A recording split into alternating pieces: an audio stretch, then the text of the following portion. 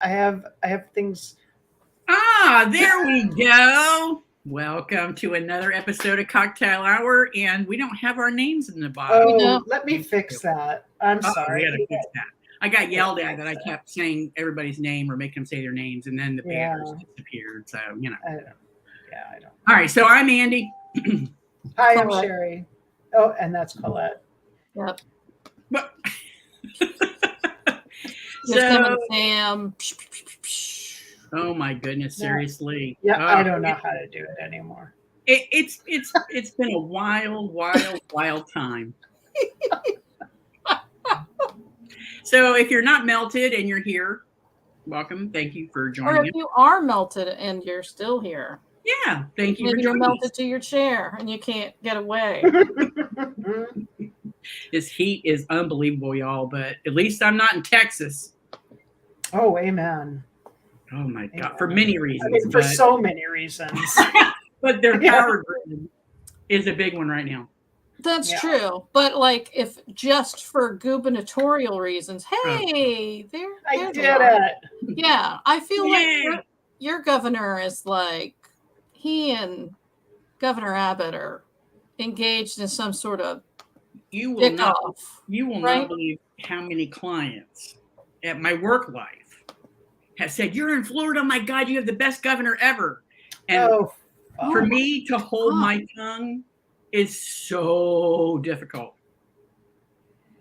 Yeah, I actually have a good governor, so there you go. Yeah, I know. I'm going to need more alcohol. We keep up this discussion. I mean, plus in Virginia, good is like the last good governor we had was that guy who was in blackface. So, well, there you go. He gave us a surplus. I just can't even imagine what anybody's mind that thinks that's acceptable, even as a joke. I don't even get it. I mean, it was like 45 years ago or something. Still, I mean, it's just rude. And I understand the mores of 45, 50 years ago are different, but okay. I think it's pronounced Moors. Yeah, that's it. Moors from the last book. Yeah. I saw a name pop up for the January 6th hearings, and it said Cuccinelli. Is that your former Ken Cuccinelli? Yep. Yeah, he was never governor. Did I say governor? Huh? I didn't say governor. No, but we were talking about governors. And the fact that you referred to him as mine is pretty oogie initially. He is a horrible fucking person. He ran against somebody for governor who beat his ass, which made me pretty happy. But then he went on to the Trump administration, which is why you're seeing his name now. Yeah, that makes sense. Yeah. Oh boy. We would love me some January 6th commission. Oh, I tell you what, this is the best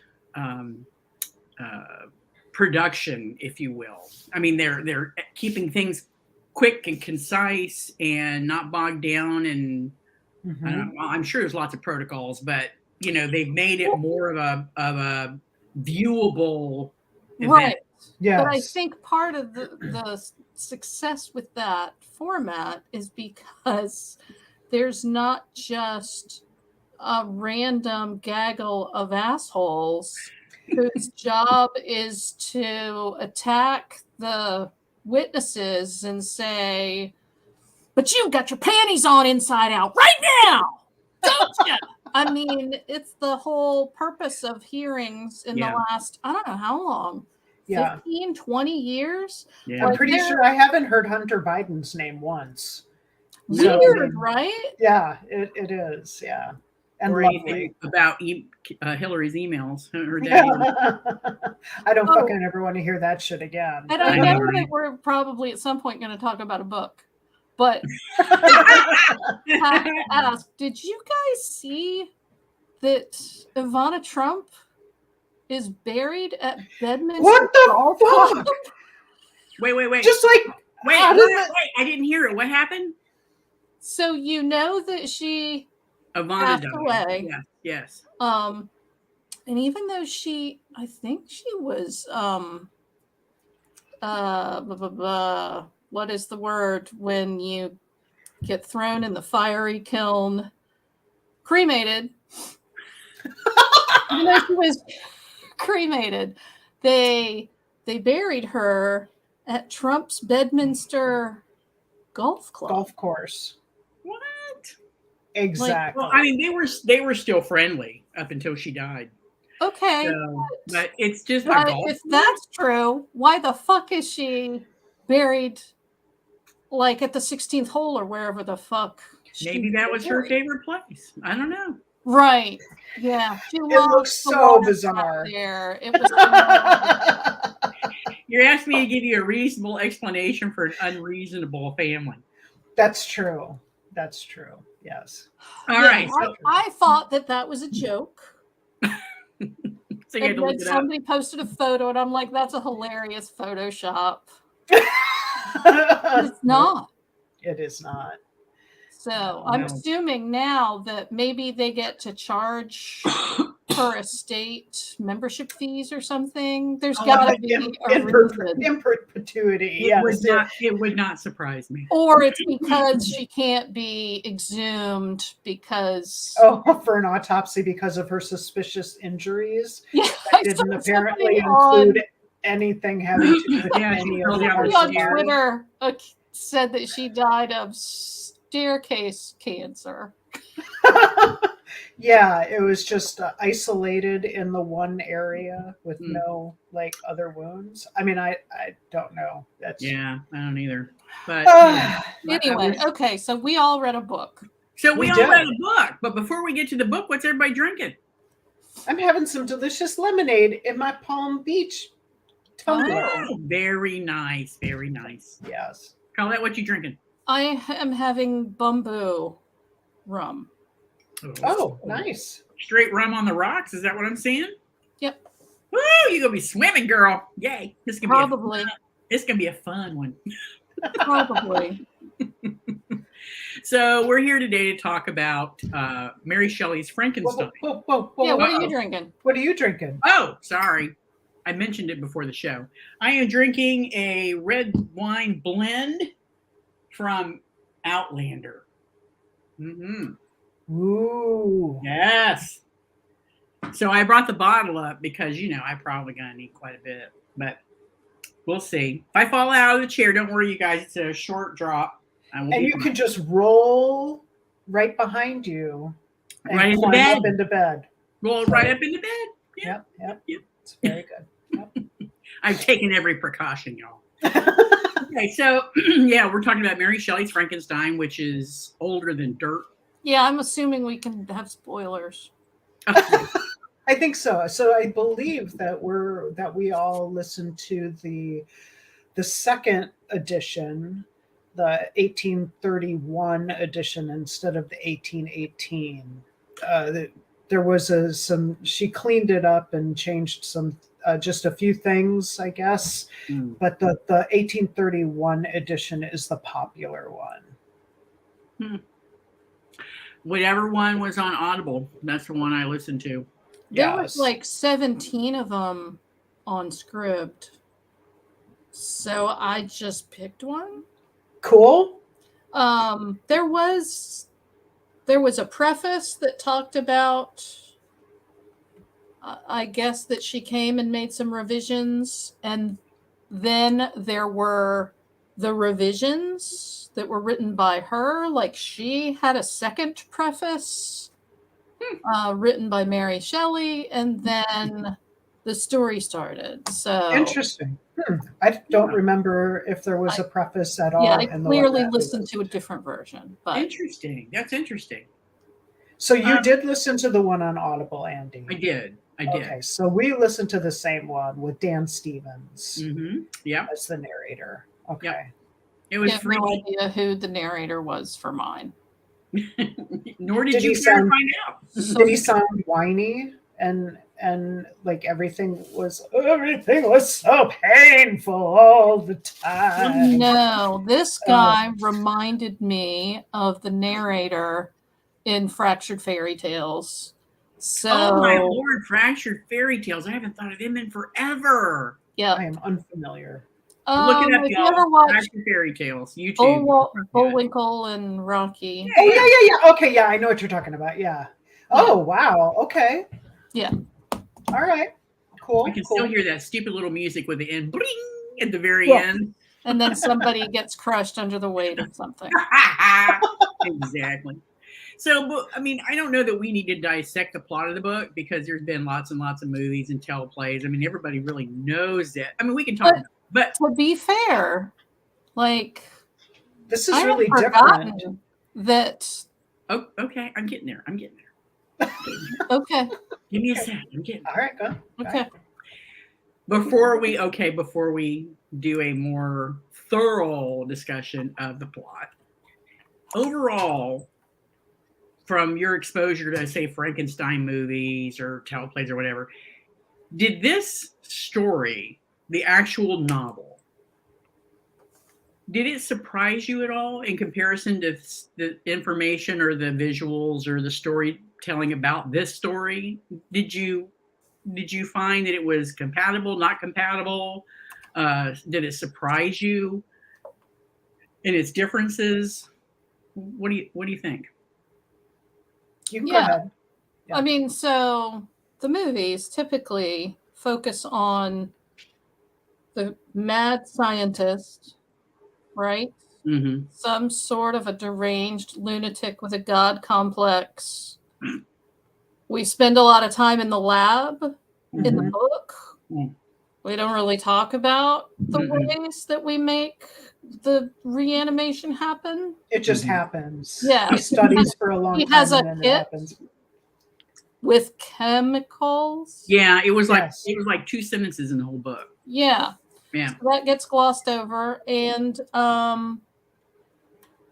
you know, the Frankenstein's monster, who never rates a name, which is unfortunate. The creature, or whatever they call him throughout. Vile beast. In the movie, it's like he's around for a weekend. Yeah. Right? Yeah. He never gains speech. He never spends any kind of time with people. This is how I think. Like, I had TJ listen to a bit of the creature talking. And I'm like, my recollections of the creature talking when something like this, but in the book, he's a fully functioning, thinking, feeling. Yeah. Or, singing, putting on the Ritz. I might have to watch that now. My little zipper neck. It's on sale right now. Oh, no. I was thinking of History of the World Part 1, which is I have both of those on DVD, so I'm covered. Yeah. But there was a blind man in the book, but there was no, blind man with a cigar and giving Frankenstein some soup and burning his lap. And he was going to make espresso. Yeah. I mean, so the book, not only does it cover a much longer period of time, and I get why they would make that change in the film, right? Mm-hmm. But you go through 3 different narrators in the book. Yep. I had completely forgotten about Captain Umpty Ump. Walton. I believe his last name was Walton. Because, I just finished, Oh, that's right. Ago. Yeah. Yeah. The guy captaining the Arctic ball freezer or whatever the name of that ship is. Captain Walton. Yeah. Yeah, I forgot about him too until almost the end of the book. And then the first thing that popped into my head is, how the fuck did he get the monsters point of view? How are we getting this if this is all Captain Walton telling the story?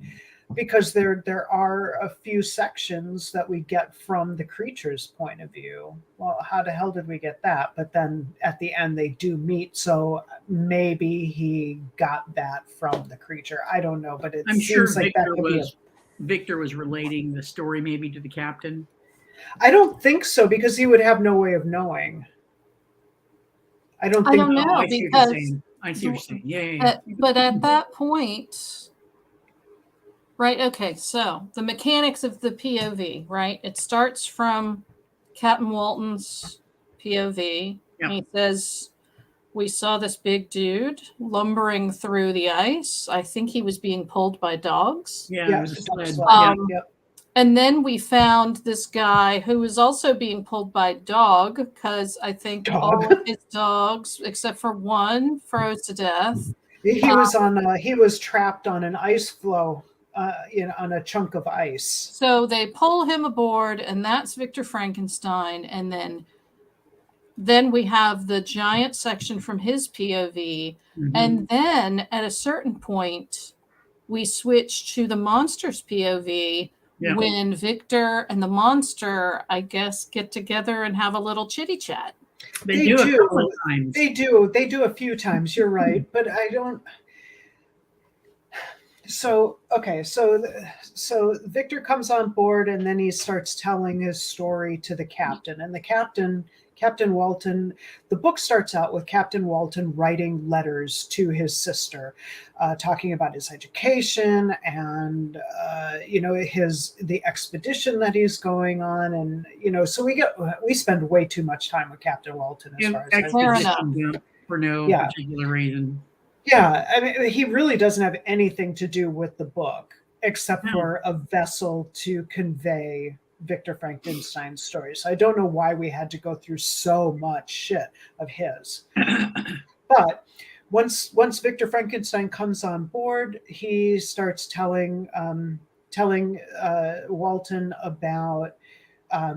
about his adventures and misfortunes, and essentially he goes off to, where the fuck did he go to create the monster? Was he in London? He was in London, I think, right? Because he was from Geneva.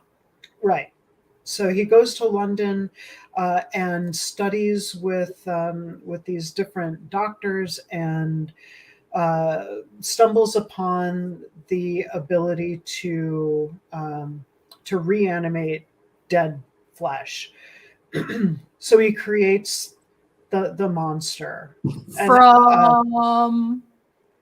from some things and snakes and snails and puppy cobbled dog together body parts. he just But okay, so later, not to skip ahead, but later, when the monster has asked him to make him a mate, he goes with his friend to Scotland, and then he tells his friend, "Hey, why don't you go take a tour? I'm gonna go over here for a little bit." Is that Clavel? Was it Clavel? Yeah. Clerval. So is he like, I don't know, did he set up next to a graveyard? Is he doing a lot of digging? Nothing of that. Body parts? Is he just using like discarded pork chops? And they never really talk about any of that because so then he's working on. So the Frankenstein's monster catches up to him, and he's like, "I am fucking miserable. You created me. I have feelings. I want to be loved. I have so much, to give, and all of this stuff. But because I am so hideous." Giant penis. Oh, I'm sure. I mean, he's like 8 feet tall. Yeah, he's really big. He does have a lot to give. He's got a lot to give. Yeah. I mean, Madeline Kahn seemed to really enjoy it. If you have not seen Young Frankenstein, stop what you're doing. Go watch Young Frankenstein. After the show. After the show. Don't leave us. Okay. Yeah. So he because he had been gone. Okay, so Victor Frankenstein. Yeah. Okay, so Victor Frankenstein creates him, and then becomes he's going to be beautiful. Right, and he's not. He turns out to be very unattractive. And so let me just say, I didn't really like anybody in this book. No. even the monster, who was somewhat a sympathetic character, ended up being kind of an incel kind of guy. That's the truth. Killing innocent people, trying to set up his creator. Right? And blaming, and women won't look at me because I am not comely, or whatever the fuck his and flowery language that he learned in make me a woman. No, but you're right on the vein I was going with, because I had read the story, I texted on Discord, and that was some flowery fucking language, and it's true. And if you think about this monster, let's say he's 8 foot. I don't remember how tall. They might have said 8'4". 8 foot something. Yeah, right? Because I think the whole purpose was he was worried that he wasn't going to be able to do anything in fine detail, so he made everything big. Yeah. Anyway, but think about go to that next level of what you were talking about, right? He doesn't apparently learned English, or whatever language they were speaking, from a family that was next door to where he first was hanging out, right? Right. And he was living in their barn or something. Yeah, it was like a little side something or other, yeah. So think about that for a minute. English is one of the hardest languages to learn. It was French. No, it was French. Right. Oh, okay, never mind. But he became very flowery, very, very good at expressing himself.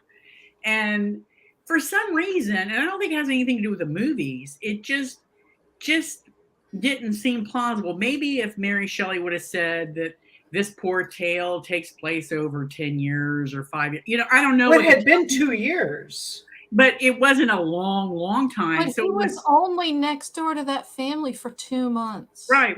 Because he actually revealed himself to the. Was it only 2 months? Grandfather or whatever. Yes. So he went from completely without speech, right, without language. Although I question that, because why wouldn't he have some memories in that brain, even if it's abnormal? Why would he have enough memory to understand speech? But whatever. I mean, we should probably go back and say, so Victor Frankenstein builds this fella, and then once he reanimates him, he's like, oh my God, he's hideous. Bye. I'm leaving. And he leaves his apartment. Right. For I'm not sure how long. No, we don't know. He's just troubled. Right. And then he bumps into a friend of his, Henry, in the street. And he's like, hey, we should go back to my place. Oh, I wonder if the reanimated corpse that I built is there. Well, let's go back and see what happens. Yeah. So he goes back and he's not there. And he's like, sweet, everything's good again. So this book is called Frankenstein, or The Modern Prometheus. And I feel like the or should have been or the physical and emotional fragility of men. Because that's really what this book is about.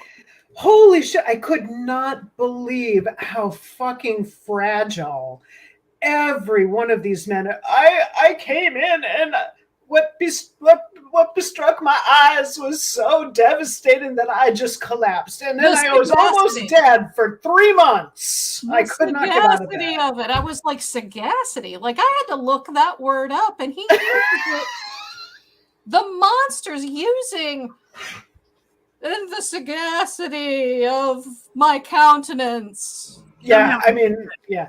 I'm not saying poor people can't use non-common words, but he was only with that family for 2 damn months. Where did he hear that word? And going a little bit further, he's an 8-foot ugly fucker. How is he traipsing all over the country and following Frankenstein everywhere without being seen by somebody? Incredibly stealth. He's like a fucking ninja. He didn't have like chainmail on. He made no noise. Right. It was just, really rogue. It's right. He had no stealth disadvantage. He was fine. It was Mhm. fine.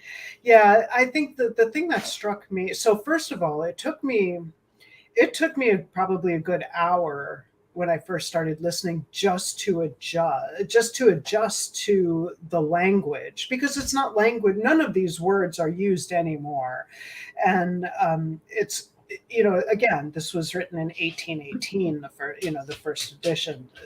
People don't talk like that anymore, you know. But once I got past that and my brain Yeah, adjusted, yeah, got the I rhythm. I actually really enjoyed it. It was I mean, nice. so the original manuscript was found, and I think it's in some museum. But what they have said is that they have found a number of edits and comments in the margin from Percy Shelley, Mhm. and that they feel a lot of the language Oh, was his. Oh, kind of Right. like Because, I written mean, mansplaining. No, I'm kidding. well, I mean, maybe. I mean, he was a poet. he was a So poet. Yeah, it would not be surprising, right? I just don't yeah. know that people, were legitimately speaking like that. Yeah, don't know. I don't know. Yeah, I don't generally read But anything Jane, from around then. well, Jane Austen is the next closest I've literary never read. from that time, right in the 1800s. Right. In the early 19th century. And Jane Austen doesn't read like that.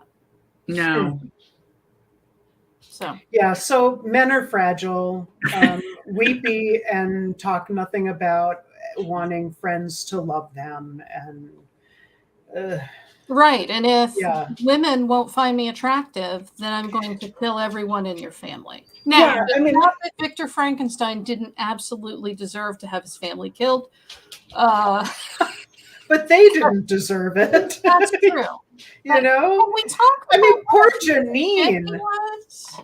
was it the nanny, the friend, The brother, no, The little brother, brother. the brother, The William, father dies eventually. and then right? Elizabeth. Right, The Elizabeth. wife. So essentially, everybody Everybody. dies except for Ernest, his youngest brother. Yeah. This guy, right? I mean, he claimed to have loved Elizabeth, but he decided to go off to college for however many years, where he learned how to reanimate dead things. I obviously skipped that class because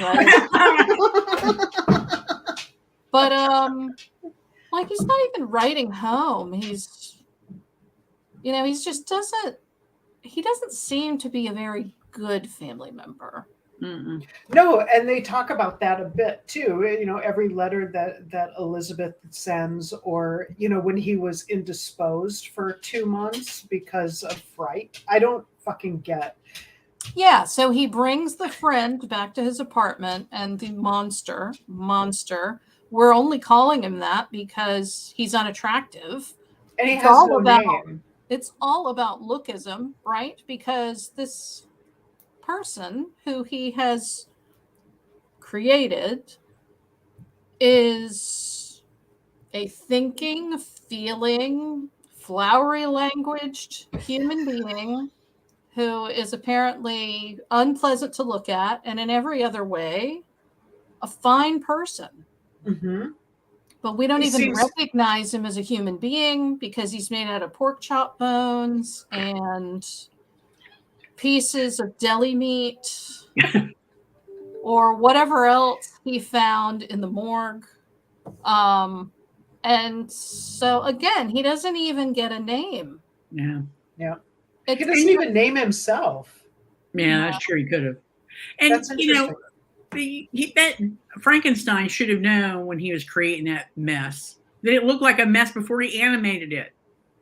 I know. What does he think it was going to do? Like some sparkles were going to come down, and The Twilight vampire. right, right, right. Sherry, I have a very important question for you. Yes. Did you snicker every time they used the word intercourse? for discussion? No, just the first time. I did. Yeah. Yeah, no. It's I don't know. I mean, I did enjoy it. Oh yeah, I'm glad you recommended it because I had never read it. I didn't like the way women were handled in the book at all. And They it kind of practically surprised. weren't even there. No, Not only the ones were that were there died. Every one of them. or I mean, but they had no value just in themselves. They only seem to have value based upon being loved by somebody or being wanted by somebody. They had roles. Yeah. And, Mother, nanny, wife. Yeah, it was disappointing, right? Because you expect the daughter of a famous feminist, and a famous anarchist, you expect her to have some pretty progressive. You think? But I mean, women are not front and center in this thing at all. We don't hear anything from their POV. Nope. Elizabeth probably should have moved on with her life after Victor disappeared to go to school. Victor should have, once the monster says, "See you on your wedding night." Right. And he's like, "Oh, that is a threat for me." Right. Yeah.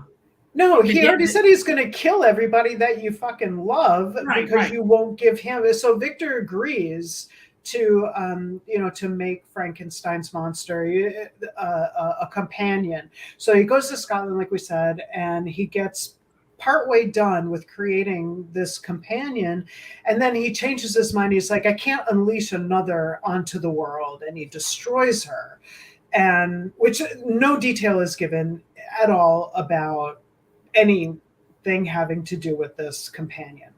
Right. I feel like she was probably the result of one of those very long recipes that you get online where you have to scroll through. Yeah, to get to the list of ingredients. Yeah. So he had scrolled like halfway through, collected a few things, like salt and some olive oil, because you're going to need that. And then got down to the recipe and it's like, oh, fuck this. It's too much. So the monster continues to, he follows him everywhere. Mm-hmm. That goes back to what I was saying about how do people not see this guy, and how does Frankenstein not see his 8-foot frame following behind him everywhere he goes? And so when Victor goes back to his apartment with Henry and the monster's not there, he doesn't see the dude again for 2 years. And the only reason that he knows what's going on is because he goes back home for something. Oh, his brother died. So his brother dies, William dies. And that seems to be the only thing that can bring him back home is some horrible tragedy. Yeah. Well, he's busy. Because he's such a family man. And because he loves Elizabeth so much that he's not talking to her in 4 years or whatever the fuck. Yeah. And his dad gave him a present by bringing her. Was that one? No, that was the family. Never mind. I get it all confused because who the fuck gives a shit about that fucking family that doesn't have anything to do with anything? I mean, we get this huge history about the family who lives in the shack, which wasn't really a shack. Yeah. But anyway, you never noticed that there was an 8-foot stitched together transparent man with milky eyes who's been watching them 24/7, bringing them firewood and doing chores. I mean, as they do. Yeah. So the time between Victor leaving the apartment and then having contact or some acknowledgement of the monster again, 2 years go by. And he doesn't really think about it. Like, wonder what happened to that dude. Yeah. Got nothing. Yeah. So you're responsible if nothing else. Give him life. He's confused. The first thing he sees is your horrified visage. He runs away and doesn't come back. And you're like, I'm sure he's fine. He's Totally probably fine. settled down in Portland or something.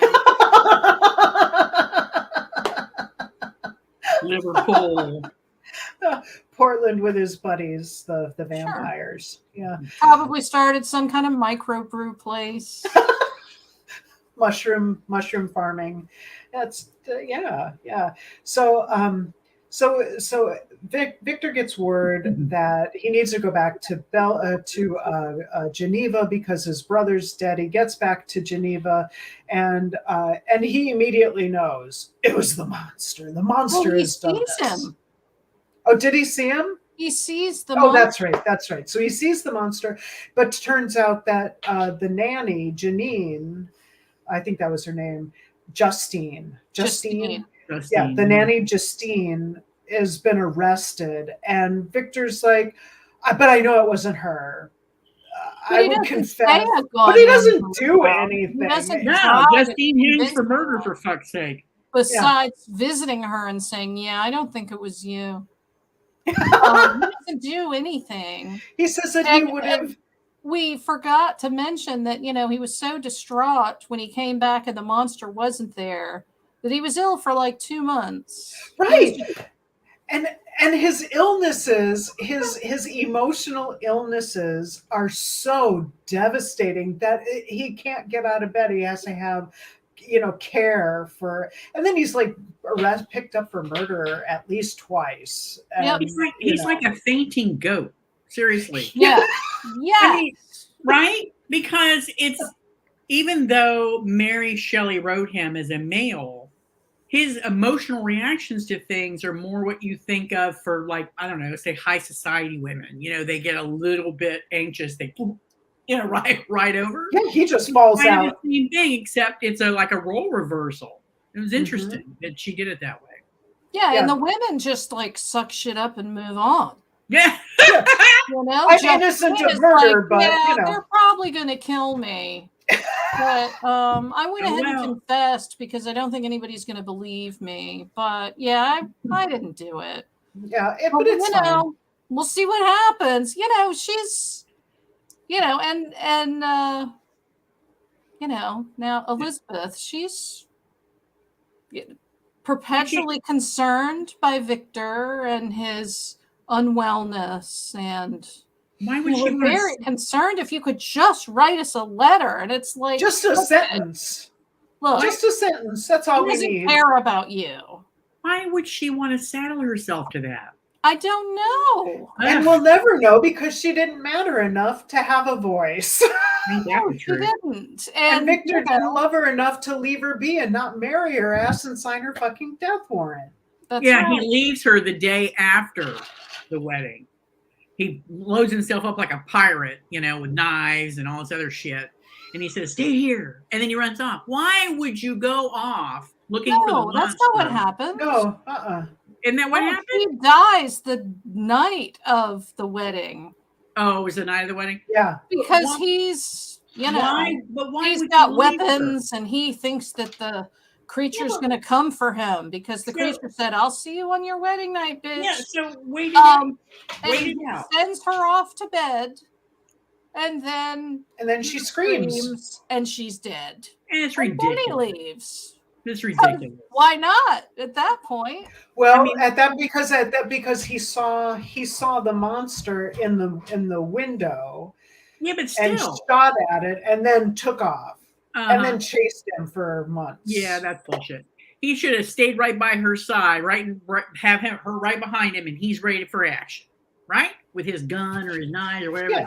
Go ahead to bed, babe. Then he would have to tell her, "I reanimated a corpse made out of chocolate." Well, he was going to tell her the next morning. Sure. He was going to tell her the next day. And he was in such a hurry to bang her, right? Like, I don't think they had sex.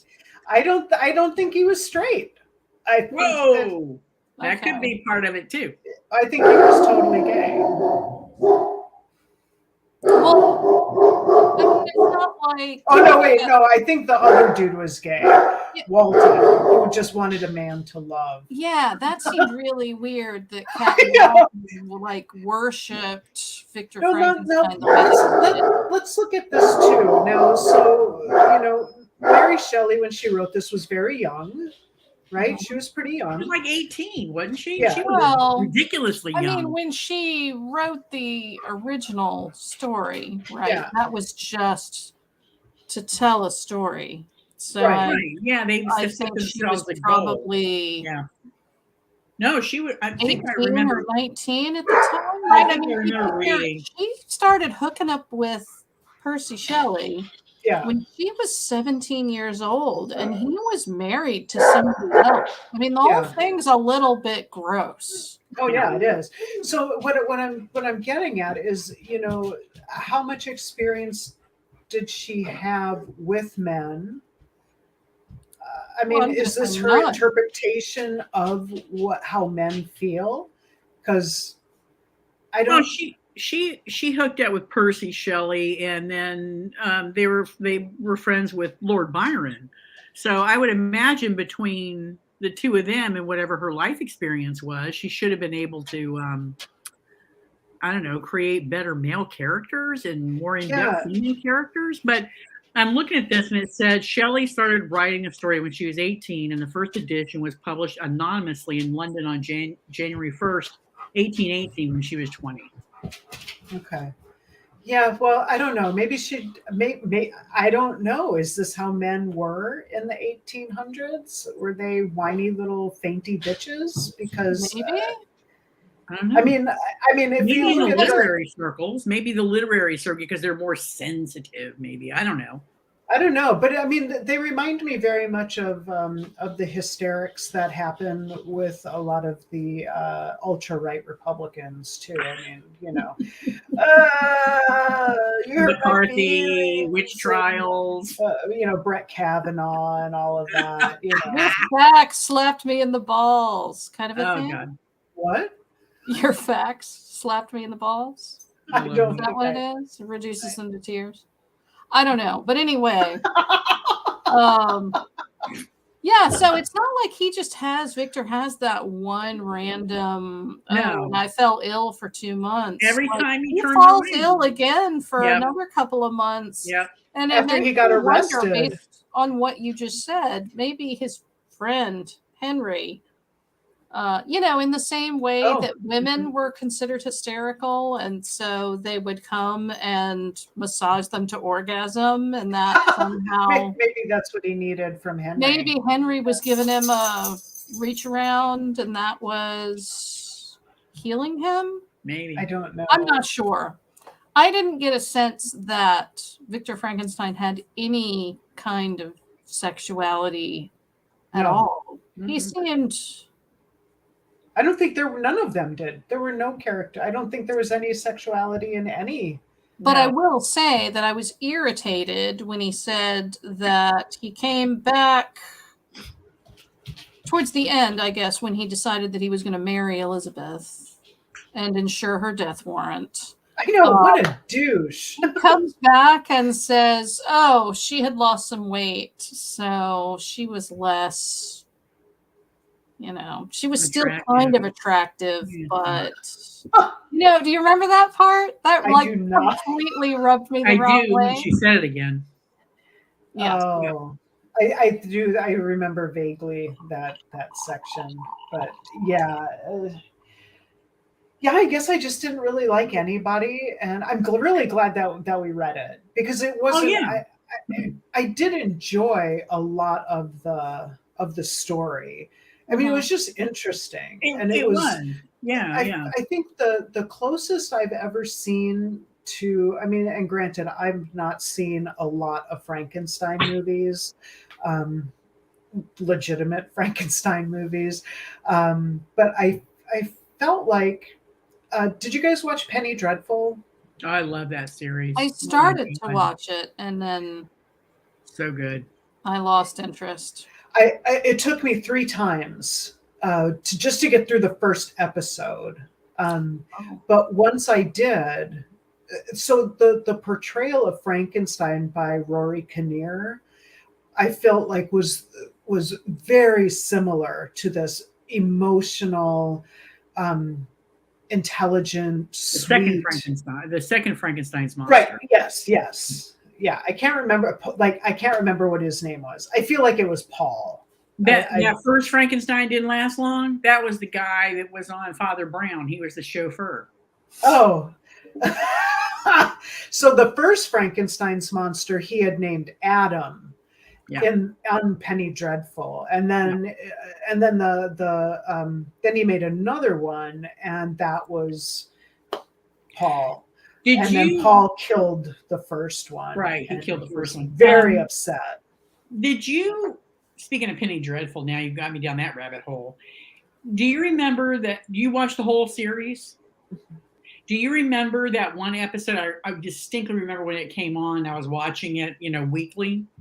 And it takes place with the guy who was clearly the second Frankenstein's monster before he became Frankenstein's monster, and he was in a cell with what's her name, and they were talking about philosophical issues, life, death, blah blah blah blah blah blah. And I remember when it first started out, and I'm going, "Holy shit, this is gonna be the worst one ever! Come on!" But I got to tell you, by the time that episode was over, I'm like, holy shit, this was the best episode. I really enjoyed it was good. You got to stick with it, though. There are some very slow episodes, I ain't going to lie. But overall, it was amazing. And they brought in all of the old gothic, horror fiends, if you will. You had Dorian Gray, and you had what really was the Wolfman. I was talking to Micah about it today or yesterday. I had to take him someplace, and and I made him listen with me because I needed to listen to the book. So, and I was telling her, I was like, you should check out Penny Dreadful, because it's really good, and they bring a lot of these monsters in, and I could not remember a single fucking one except for Dorian Gray, which of course he had never heard of. So but yeah, the way that they do it, I really did enjoy that show. They did. I really did. Yeah. But if you haven't seen it, it does definitely have some slow spots, but kind of persevere, because you should be able to get a payoff. It's worth it. I think it's worth it. Just the 2 seasons, right? 3. I think they did 3 seasons, and then they changed, and they went to Los Angeles in the Los Angeles 30s. Yeah. But the one that takes place for the gothic horror that we're talking about is the first one, the one that's in London, and it was. I mean, so there was only 1 season of that. No, there were no. There were 2 or 3 seasons of that storyline. Yeah, of that particular storyline. There were some. Okay. There were more than there were 2 or 3 seasons. I watched way more than 1 season before I gave up. Yeah. I didn't watch the one in LA. Did you watch that one, Sherry? I did. Was it worth watching? I think it was. I didn't enjoy it as much, but there were some aspects of it that I really liked. So did you guys watch the new Perry Mason? I watched, 3 or 4 episodes, and I forgot about it. I ended up really liking that. What's happening there?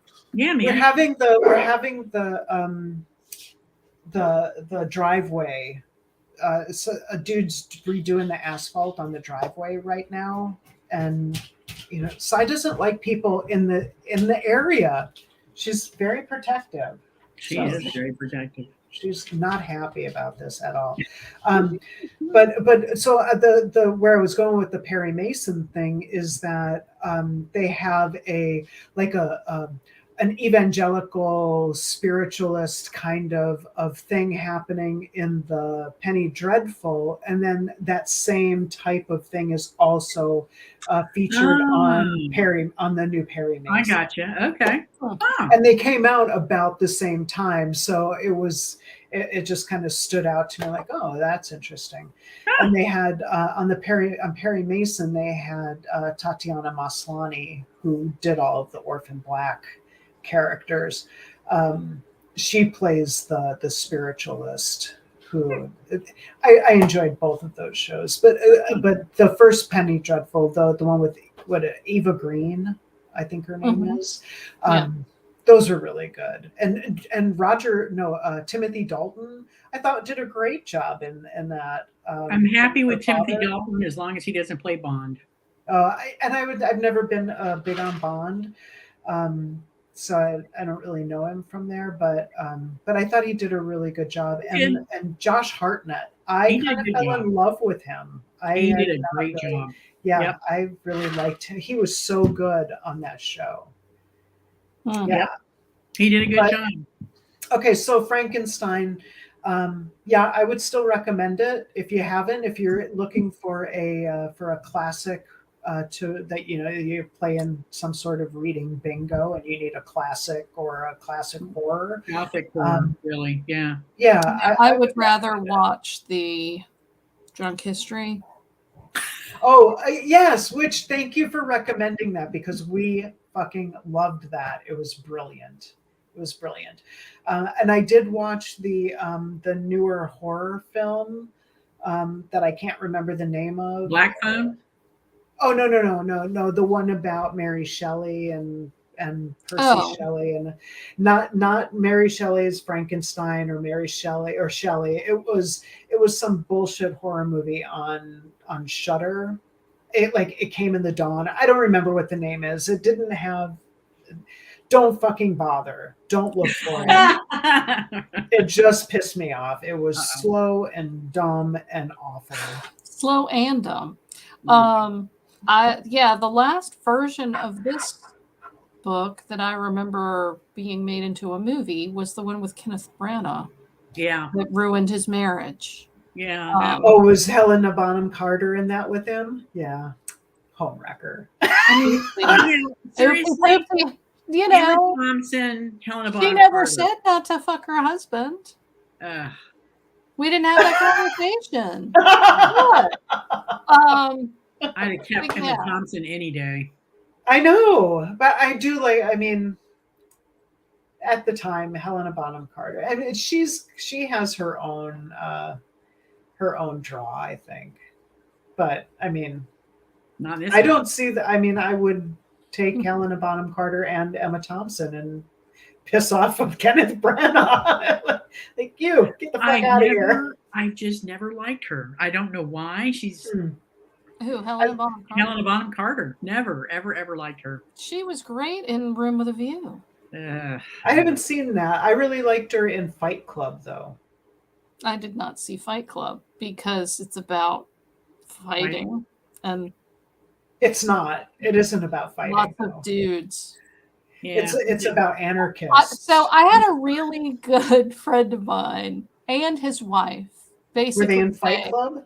Did you ever see Fight Club? And I said no. And both of them were like, don't bother because you would hate it. But it is such a good movie. And then they spent like 10 minutes telling me how awesome it was, but don't watch it because you'll hate it. And I was like, I don't know how to really. I don't know that you would hate it. I think I'm just going to trust you guys. I don't know that you would hate it. I mean, I think it's really interesting, having to do with self-deception and the need for human contact. And so now I read the book, and the book was really interesting. The book was really more about being a man but not in a. It was very interesting as a woman. The way you said it. Yeah, but I mean, there's a lot of emotion. Is it enough emotion to make you spend too much on a dating couch, or no? These were more manly men than that. But I mean, not to say that men can't have feelings. But Jesus Christ, pull up your fucking panties and move on. Holy shit. I mean, they were too much. They were so over the top emotional that it was just fuck. It was just kind of maddening. It got really, got super annoying after a while. Yeah, it was just frustrating in that the women weren't important enough to even have any kind of sizable conversation with, let alone their own POV. But I mean, they just got on with shit and handled it. And the men were like, oh. I mean, it could be taken almost as maybe it's satire. I feel like I don't think it could would have be. mentioned that before now. That's the gothic horror. What, that men are over emotional men. Yeah. I don't know, and maybe part of it is because of, in politics and so much you hear, women can't do this because they're so emotional, and then we witness all of these whiny, butthurt, dudes who are, and you don't see women doing that shit. Suck it up, Buttercup, but you do. Like some of the interviews I watched, I forget, the Daily Show, maybe, I don't remember what it was, but they had somebody go out and interview the people in the Trump crowds, and the interviewer asked the woman that agreed to speak to him, would she? I think this was up to the vote of November 2015, right? 2016. Yeah. And she's like, oh, no, I would never vote for a woman. He's like, well, you're a woman, and why not? And she said, well, because, he could lead us into a war. I'm thinking, what? It's like all the wars in history, basically. We've never had a war before. So, I was like, worst case scenario. When she's on her period. No, that's right. We could have a war every 28 days. 28 days. I mean, come on. Got the finger on the nuke button. No. Fuck me. I know. It's like gaslighting to the extreme. Yeah. Seriously. Well, I mean, so it was a good book. I'm glad we read it. I think I get to cross it off my list of my poster back there. I think Frankenstein is one of my 100 books to read in a lifetime. Wow. So, I had the same experience you did. Once I started getting into the rhythm of the speech patterns and how they convey, the story, I really enjoyed it because it actually, and I know it's going to sound ridiculous, but it was interesting to the extent that you really got an inside. I can't even explain it. That damn wine. How much have you had? I don't know, man. I'm only showing a little bit. I don't know. It just the language and the use of the words and many times the poetic, flowery nature of it. It was so interesting to the extent that I hadn't read anything like that in I don't even remember when. So it was kind of refreshing to that extent. Mm-hmm. It was very different from most of the stuff that we read. Yeah. So Nancy Jean, first of all, hello. Don't worry about being late. You can catch up later. The movie Gothic, that doesn't sound familiar to me. I've seen it. I have. Who's in that? Long time ago. I'm looking Natasha Richardson, Julian Sands. Julian Sands. I really liked him back in the day. Did you see Boxing Helena? I did. Yeah. He was in Room with a View with Helena Bonham Carter. Yes. I liked him. Oh, he was in Boxing Helena with Sherilyn Fenn, which was one of the most bizarre movies. It was. Yeah, I've not seen that, but Helena ends up in a box. Right, with no arms or legs. No arms or legs. Sure. Mm-hmm. Oh, Gabriel Byrne's in that movie as well. Yeah, it's basically about the Shelleys and the Byrons and the competition to write a horror story. Yes, it's like the real version of the Drunk History. The Drunk History was fucking awesome. Yes. Drunk History was good. I mean, just how long it takes that guy to get Mary Wollstonecraft. What was her? Wollstonecraft, Shelley? Wollstonecraft. Well, so Wollstonecraft was, her mother was Mary Wollstonecraft, the feminist, but then I'm trying to remember what she had another name before it became Shelley. Godwin. So it took him like 9 minutes to say Mary Wollstonecraft. Name it and claim it, sister. Mary Gobdalovich. No. Which now that was season 6, episode 1, right? I think so. Yeah, and what made it unusual was that story was the entire episode, and typically an episode would be like 3 different stories narrated by a drunk person, and that was just one super drunk guy. Oh, that was hilarious. For the whole episode. That was hilarious. That was a lot of fun. So if you haven't seen that, is it possible? Can you put a link in the show notes for that video, that Drunk History video? Yeah. Yeah, I will try. Might be kind of fun. I don't know. Oh, I think I can. Yeah, I have to hold my computer right where it is because it's about to fall down. All right. Well, that's for later, apparently. I'll try to remember later. But yeah. Okay. Oh, there was something else. I don't remember. But yeah. About Gothic? Oh, and Victor Frankenstein. Oh yeah. So I need to write down so I can watch Gothic. Watch what? Gothic. I want to see. Oh yeah. I haven't seen it. So all right. Well, we're at that time. Oh yeah! Wow, that went fast. So we did not pick another book. No, we haven't. I'm sure that we will. I'm sure that we will. I'll have to talk to you guys offline, but we may have to skip next month and go to September. I have some out-of-town company coming in. Okay, and I'm going to New Orleans in September. Oh, well, we'll talk about that offline. Figure Yes. So, all right. Well, yeah, we'll figure it out. Thank you, Nancy Jean. Even though you came late, we're really happy to see you. Yeah, for sure. And so we will pick a new book. We will pick a date, and be productive members of society. And try not to faint. Don't faint. Don't be a fainting goat. And the next hearings is this coming Tuesday, right? No. Oh, are they? No, September. September. Yeah. Sorry. They're still interviewing people, just not. Yeah, they are. Just not for us. Yeah.